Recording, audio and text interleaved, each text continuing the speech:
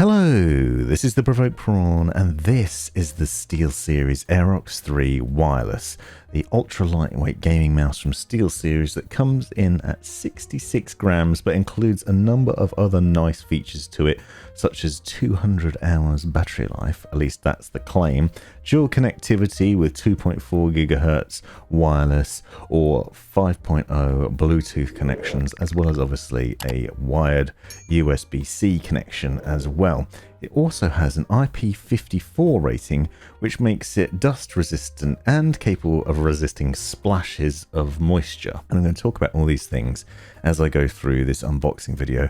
I've been using this mouse for a couple of weeks now, so I'm going to tell you what it's like to use, and I'm going to show you the highlights and lowlights of it, as well as showing off the software later on in the video and talking about how that works.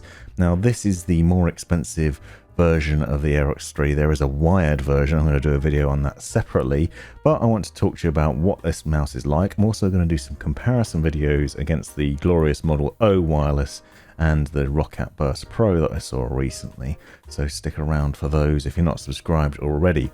Now, inside the box you get a USB-C charging cable, this extension dock which allows you to basically put the small USB-C adapter on your desk within easy reach, while also having the cable within easy reach to be able to plug it in when it needs charging. It's very nice to see a USB-C adapter, but if you don't have a USB-C connection on your laptop or PC, you obviously have the option of using the cable to plug it into that extender adapter as well, and then plug in USB-A to your PC and use it that way. So it's not a problem if you don't have a USB-C connection. The cable itself is obviously designed to be easy to use on your desk and fast moving too, and that is a super mesh USB-C cable, lightweight flexible mesh cable. It's not as flexible and floppy as other cables I've tested recently on these fast and agile mice, but it's been fairly nice. One thing I will note is that I have had to plug it in a fair amount because I've found that that 200 hours battery life doesn't really work in the real world. However, it is worth noting there are changes that you can make within the software and things that you can do to maximize battery life and improve it, but I have found significantly less. For example, I've been using this mouse for about a day now as an experiment today to test it out, and I found that it ran out fairly quickly through that period, so probably about 12 hours of use, and it's already nagging about having a low battery. One interesting highlight is when it does start to get low in battery, the RGB lighting flashes a certain color to let you know that it's getting low, so you won't suddenly run out of battery in the middle of a battle without realizing that you're running low, which is quite nice. There are settings within the software that I'll talk about later on and show off that you can customize the battery life and how it sleeps and other things as well, but it's worth talking about because I think if you go in thinking you're going to get 200 hours battery life out of the box with the lighting on maximum and the standard settings, you'll be disappointed. The 200 hours is actually for Bluetooth, and with the RGB lighting turned off you can get around 80 hours, they claim, with 2.4 gigahertz, but again that's going to be with the battery saving modes set at maximum. Other features of this mouse include 400 IPS 40G acceleration, 1000 Hz polling rate, and up to 18,000 CPI, which is adjustable in increments, and you can see a DPI switching button on top there. One thing that you will note as well is that it has kind of a rough texture to it. It has an ABS plastic design, but it has a very PBT double shot feel to it. If you ever tried PBT double shot keycaps, you know that sort of texture that you have on them is kind of rough, and I really actually liked it. I was quite struck by it after coming from the Roccat Burst Pro, which is quite a smooth mouse. This thing feels quite rough in the hand, and that's no bad thing because it means that you have a good grip on it. It's designed for claw or fingertip grips, and it's a right-handed mouse, but it has an ergonomic design to it. I felt it was quite a good fit in my hand as well. It has a sort of medium to large feel to it. It isn't a huge mouse, but it's certainly not a tiny one either. I just felt like the design of it fits nicely in my hand, and the side grips and the texture of it is just really comfortable to use. Now, you obviously have this honeycomb design that lets you see the internals and lets the RGB lighting burst through. And one of the things that you will note is that you can see the sort of circuit board and the circuitry through those holes and you can see the wiring of it, and it's a bit of an oddity in that way. It kind of sticks out, but you do get a nice bit of RGB lighting coming through there, and you'll see a bit more of that as I go on. And it has this sort of nice underlighting feature to it and round there as well. Now, as I said, it's IP54 rated, which means it's not waterproof, but it can handle dust ingress, which is a good thing for something like this mouse design. With a lot of holes in it, obviously there's potential a lot of access for dust and dirt over time to go in there. Obviously you can blow some compressed air in there and blow it out and give it a bit of a blow and clean things up. And that IP54 rating will also resist water splashes. Now, it's worth noting that if you knock a drink over on this thing, it's probably not going to survive, but if you just have a flick of some liquid on there, it'll probably be okay. So maybe if you knock a drink further over on your desk and it only just gets a little bit on the mouse, it might be alright. Or if you've got particularly sweaty hands, you won't particularly need to worry about it. On the underside, you'll see there's a button to switch between 2.4 gigahertz Bluetooth and then just turning it off if you want to manually do that to save power. You can obviously plug the USB-C cable in for charging, and it will carry on working as well, even when it is in that mode. One of the weird things that I've noticed with this one versus other mice I've tested, wireless mice, is that it has an interesting, slightly aggressive sleep pattern to it. So when you're not using it, it will go to sleep, and the RGB lighting will start to dim even after a short period of time.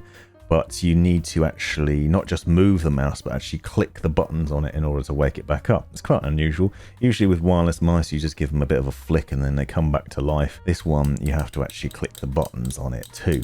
The button clicks are very satisfying though, and it does have a interesting design to it that includes these next-gen golden micro IP54, obviously resistant switches.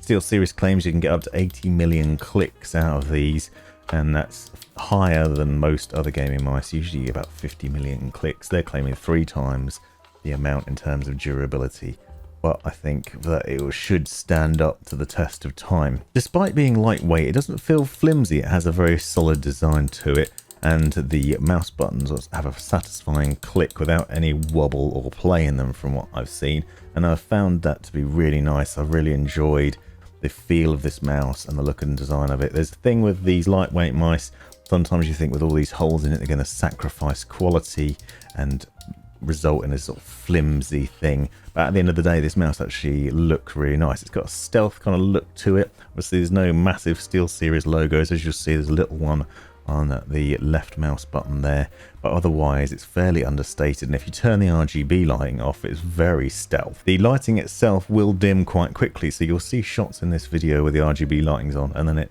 looks a bit dimmer, and that's because it's a battery saving mode. So if it's still for any amount of time, it will automatically reduce the RGB lighting in order to save that battery, which is pretty nifty actually as well.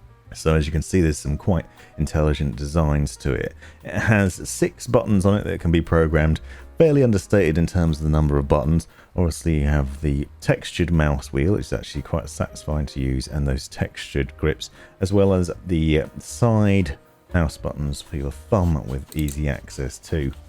Very nice mouse overall, and I've thoroughly enjoyed it. The one nag has definitely been the battery life. I feel like with default settings, you probably only get about a day out of it before it needs charging, which is a bit of a nag. However, as I said, it is worth going into the software and showing that off. And here we are within the SteelSeries Engine 3 software, which is where you control the Aerox 3 wireless, and you'll see that I have 2 SteelSeries devices at the moment, using the Arctis Pro wireless and the Aerox 3. Now if we click in to the Aerox 3, you'll see you have access to a number of different settings in here, some fairly straightforward and simple things.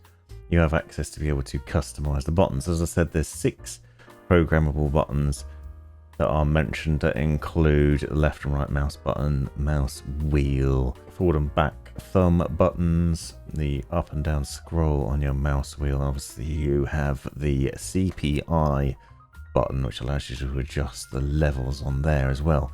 You'll note there's a macro editor, so you can launch and edit macro settings within here, and you'll see that there's a Bluetooth mode here too, which is worth discussing.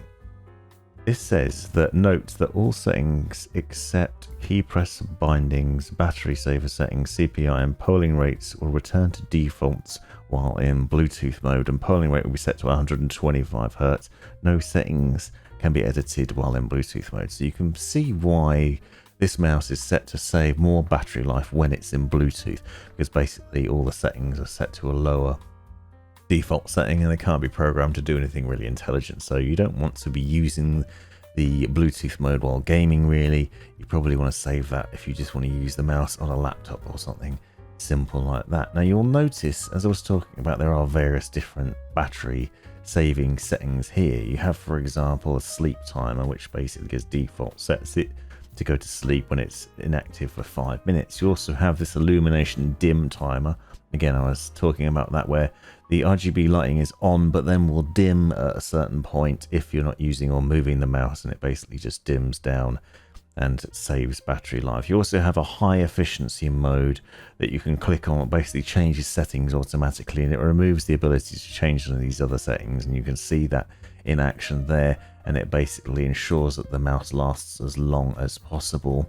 And then there's this intelligent illumination smart mode, where basically the RGB lighting on the mouse will only be on when the mouse is stationary, but if you start moving it, so you're playing a game, that mouse is no longer lit up, which is logical, and it makes sense that you want to do that because you don't need it lit up. Your eyes are on the screen, you don't necessarily need to see the mouse, but if you take your hand off it, it'll be lit up again. So it kind of illuminates your desk but isn't on all the time. Obviously you can tweak these settings and try and get the maximum amount of battery life out of it and try and get up to that 80 hours of battery life that they claim. But as you can see with the settings that I've been running here, I've only been getting about a day worth of battery life out of it. So if you want to get more, it's definitely worth playing around with these things, trying out the high efficiency mode and adjusting the illumination smart mode as well. Now the CPI levels you can change in here.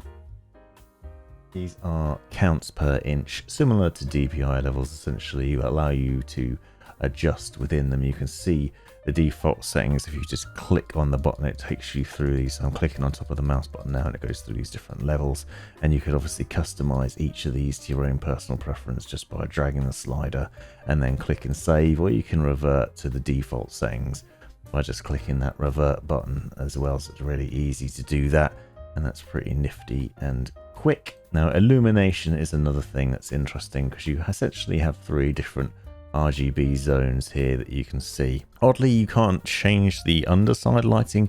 You will have noticed earlier on in the video that you could easily sort of see the underside lighting. If you turned it upside down, you can see a lot more of the lighting and there's a lot more of a glow to it, but you can change these in sections, and you have the option to go through a number of different settings that include steady, color shift, multicolor, and disabled. You can just turn that lighting off if you want, but it's interesting that you can go through in different sections and change the lighting there, and you can also pick from a number of different presets and lighting colors to change between. I've been kind of going for just a steady color, but even creating a gradient, you'll notice here, for example, with this steady one, it has orange at the back and then goes through reds, so you could pick and choose different color setups for this and have different options as well. Maybe even mix it up and go for something a bit more bonkers, so multicolors. And it's interesting that it has it split into those zones and allows for lighting within those areas, and that bleeds through not just the middle but also this outer edge as well. So those are these 3 zones. You obviously have the outer rings around there and in the middle too. So result is quite a nice looking bit of RGB lighting, but as I said, if you just turn it off, it's a very stealth mouse. It's very understated, and the RGB lighting does eat into the battery life quite a bit, so it is worth considering just turning it off entirely, or at least making the use of these smart settings. But you can see that you can program all sorts of things in here. You have a number of different buttons you can choose to set up.